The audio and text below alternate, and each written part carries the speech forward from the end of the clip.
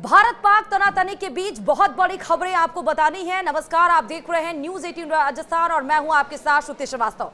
सबसे बड़ी खबर यह है कि एनएसए अजीत डोभाल प्रधानमंत्री नरेंद्र मोदी से आज उनके आवास पर बात कर रहे हैं। दूसरी बड़ी खबर यह है कि सीडीएस अनिल चौहान ने मौजूदा हालातों पर रक्षा मंत्री राजनाथ सिंह को पूरी जानकारी दी है और उनके साथ मौजूद है तीनों सेना के अधिकारी यानी जल थल वायु। तीसरी बड़ी खबर यह है कि आज रक्षा मंत्रालय की तरफ से प्रेस कॉन्फ्रेंस की गई जिसमें कर्नल सोफिया कुरैशी ने बड़ी बातें कही। उन्होंने कहा कि पाकिस्तान की तरफ से लगातार नापाक कोशिशें की जा रही हैं और जिसका मुंहतोड़ जवाब सोचे समझे तरीके से भारत कर रहा है। उन्होंने कहा कि हम तनाव नहीं बढ़ाना चाहते, लेकिन अगर पाक ना बढ़ाए। दूसरी बड़ी बात आज प्रेस कॉन्फ्रेंस की यह हुई कि भारत और पाक के बीच में उन्होंने बातचीत का सुझाव दिया है। और तीसरी बड़ी बात उन्होंने बताई कि रिहायशी इलाकों को लगातार टारगेट बनाया जा रहा है पाकिस्तान की तरफ से। पंजाब और जम्मू कश्मीर खासकर उसके रडार पर हैं और 26 जगहों पर हवाई घुसपैठ करने की कोशिश की है जिसको नेस्तनाबूद किया गया है भारत की तरफ से। हाई स्पीड मिसाइल का पाकिस्तान ने इस्तेमाल किया है और प्रेस कॉन्फ्रेंस की ये बड़ी बातें हैं। अब आपको बताते चलें कि आज सुबह 4 बजे से किस तरह से रात का अंधेरे का फायदा उठाकर पाकिस्तान के मंसूबे किस तरह से हैं वो आपको बताते चले। दरअसल आज जम्मू कश्मीर के बारामूला में लगातार भारी गोलीबारी जारी कर दी गई है।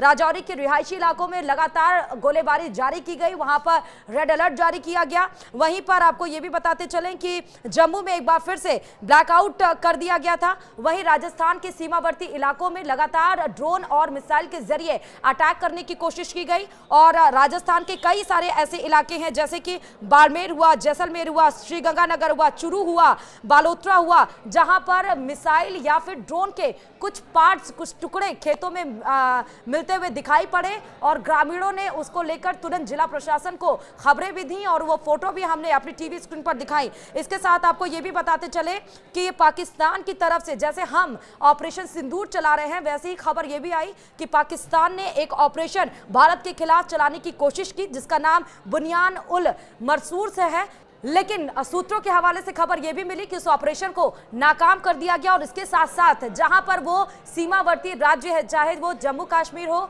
चाहे वो पंजाब हो, चाहे वो राजस्थान हो, चाहे वो गुजरात हो, जहां पर ड्रोन और मिसाइल यानी कि एरियल अटैक पाकिस्तान की तरफ से लगातार 7, 8 मई को और 9 मई को लगातार जारी है, उन सब के बीच में पाकिस्तान की तरफ से राजधानी दिल्ली को भी टारगेट करने की कोशिश की गई। यानी कि पाकिस्तान की तरफ से जो मिसाइल है और उसका नाम है मिसाइल फतह 2, जिसको दागने की कोशिश की गई थी, लेकिन जिसकी जो वो है जिसको हम बोलते हैं फतह 2 गाइडेड रॉकेट सिस्टम, जिसका टेस्ट लॉन्च किया गया था पिछले साल पाकिस्तान की तरफ से मई में। और इसकी जानकारी खुद पाकिस्तानी अखबार डैन की रिपोर्ट में सामने आई थी कि पिछले साल मई के महीने में फतह 2 जो कि गाइडेड रॉकेट सिस्टम लॉन्च किया था पाकिस्तान ने, जिसकी कथित तौर पर जो मारक क्षमता है वो 400 किलोमीटर है और उसका टारगेट राजधानी दिल्ली थी भारत की, लेकिन वो हरियाणा के सिरसा में ही मार गिराई गई। यानी कि अपना जो डिफेंस सिस्टम वो कितना स्ट्रांग है आप देख सकते हैं। उसके साथ ही आपको ये भी बताते चलें कि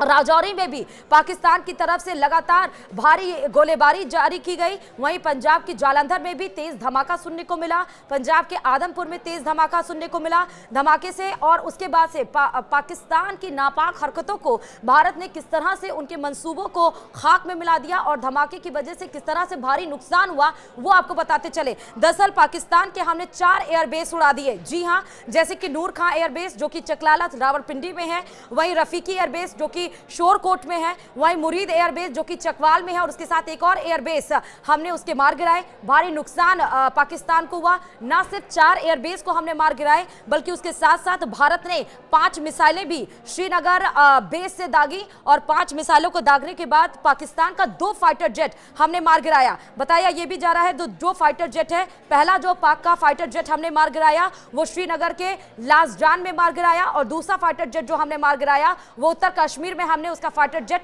तबाह कर दिया। उसके साथ साथ भारत का बड़ा एक्शन भी देखने को मिला। भारत ने कहा कि जमीन से हवा में मार करने वाली मिसाइल को एक्टिव कर दिया गया और ये जो जमीन से हवा में मार करने वाली मिसाइल भारत के द्वारा एक्टिव की गई वो श्रीनगर में एक्टिव की गई, बड़गाम में एक्टिव की गई, पुलवामा में और अवंतीपुरा में भी एयर डिफेंस सिस्टम एक्टिव किया गया। उसके साथ साथ आपको बताते चले कि जो आतंकी लॉन्च पैड था पाकिस्तान का, उसको भी हमने नष्ट कर दिया, उसको भी हमने तबाह कर दिया। और भारतीय सेना ने पाकिस्तान की कई चौकियों को भी तबाह किया जहां से वो पूरी साजिशें रचता था और वहां से वो ड्रोन या मिसाइल अटैक करता था। उस लॉन्च पैड को हमने तबाह कर दिया था। उसका वीडियो भी हमने टीवी स्क्रीन पर अपने चलाया था। साथ साथ इन सब के बीच में आपको बताते चले जहां अमेरिका की तरफ से पाकिस्तान को मदद देने से साफ इनकार कर दिया गया, वहीं संयुक्त यानी कि यूएन ने भी पाकिस्तान को आतंकवाद पर घेरा है। तो इस बीच अमेरिका के वाइस प्रेसिडेंट उपराष्ट्रपति ने जेडी वेंस ने बड़ा बयान भी दिया था कि काश ये जो युद्ध है ये परमाणु युद्ध में तब्दील ना हो। और इस बीच में जब G7 देश की एंट्री भी हो गई,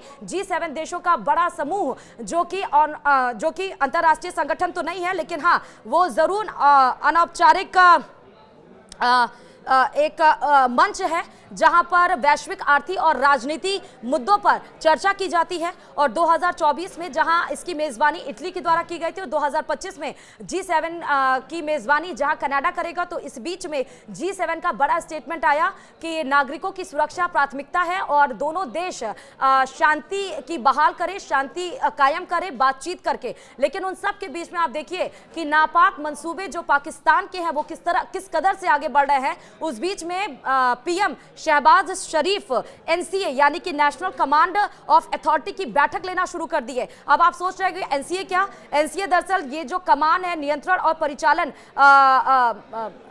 नियमों के माध्यम से पाकिस्तान की जो राष्ट्रीय सुरक्षा है उसकी रक्षा के लिए जिम्मेदार माना जाता है।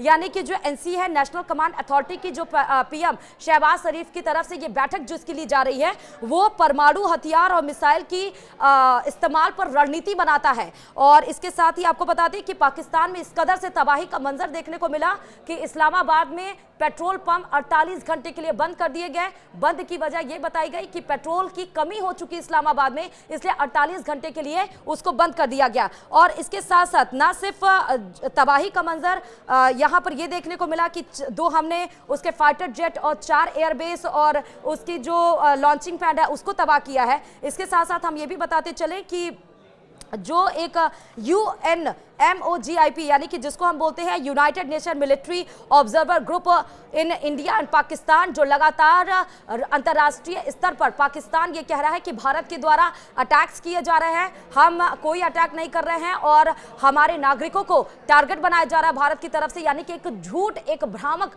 जो भ्रम जो फैलाने की कोशिश पाकिस्तान के द्वारा अंतर्राष्ट्रीय स्तर पर की जा रही है ताकि उसको सहानुभूति मिल सके। और उस मंसूबे को भी जोर का झटका लगा है, क्योंकि जिसका हम जिक्र कर रहे हैं UNMOGIP टीम यानी कि United nation military observer group in India and Pakistan, वो सीधे इस तनातनी यानी कि ऑपरेशन सिंदूर के बाद सीधे वो टीम POK पहुंची और वहां पर वो साक्ष्य जुटाने की कोशिश कर रही है कि पाकिस्तान के द्वारा जो झूठ बोला जा रहा है भारत के खिलाफ वो सच है या नहीं सच है। और इसलिए वो सीधे POK गई और वहां पर जाकर उसने साक्ष्य जुटाए जहां पर पाकिस्तान का झूठ बेपर्दा हो गया। दरअसल बताते चले ये टीम हर हमले की जांच करती है और 1949 यानी 1949 में भारत पाक के बीच सीज फायर की निगरानी भी ये करती है। इसके साथ हम आपको बताते चले कि क्या फतेह 2 का हमने बयान बताया, ऑपरेशन की बात बताई। और इसके साथ साथ ये भी बताते चले कि LOC पर पाकिस्तान के द्वारा लगातार अपनी सेना की आबादी बढ़ाई जा रही है। यानी एक बार फिर से वो कोशिश कर रहा है घुसपैठ करने की। जिस तरह से वो जो सीमावर्ती इलाके हैं या जो बॉर्डर एरिया हैं, चाहे वो जम्मू कश्मीर हो, चाहे वो पाकिस्तान, चाहे वो जम्मू कश्मीर हो, चाहे वो पंजाब हो, चाहे वो राजस्थान हो, चाहे वो गुजरात हो, जहाँ पर लगातार टारगेट बनाकर कोशिश और मिसाइल और अटैक और ड्रोन के जरिए किया जा रहा है। लेकिन वे पाकिस्तान ध्यान रखे कि वो कुछ भी हो हर स्तर पर उसे मुंह की खानी पड़ेगी और जैसा किया भी जा रहा है। अब LOC पर जो अपनी सुरक्षा, जो अपने रक्षा कर्मियों की यानी कि अपने जवानों की जो तैनाती कर रहा है, उसे साफ पता चल रहा है कि पाकिस्तान एक बार फिर से कोई नापाक चाल चलने की कोशिश कर रहा है। लेकिन क्योंकि हमारा डिफेंस सिस्टम इतना स्ट्रांग है कि हर बार वो कोशिश करता है और हर बार उसे मुंह की खानी पड़ती है। फिलहाल आज सुबह 3 बजे से लेकर अभी तक क्या क्या हुआ है। इस वीडियो में आपको हमने सारी डिटेल्स बताई, पाकिस्तान ने क्या क्या किया और प्रेस कॉन्फ्रेंस की अभी रक्षा मंत्रालय में क्या बातचीत हुई है वो भी बताया, और क्या चीज पाकिस्तान की तरफ से किया गया है, भारत की तरफ से क्या क्या किया गया है। और साफ तौर पर कहा गया कि हम युद्ध नहीं चाहते हैं, हम बढ़ावा नहीं करना चाहते, लेकिन बशर्ते पाकिस्तान इस बात को ना बढ़ाए। अगर पाकिस्तान रोक देगा तो हम तो वैसे भी पीछे ही हैं। जब वो कुछ करता है तो हम उसका जवाब उसको दुगनी तरीके से देते हैं। इसी के साथ इस वीडियो में फिलहाल अभी इतना ही। नमस्कार।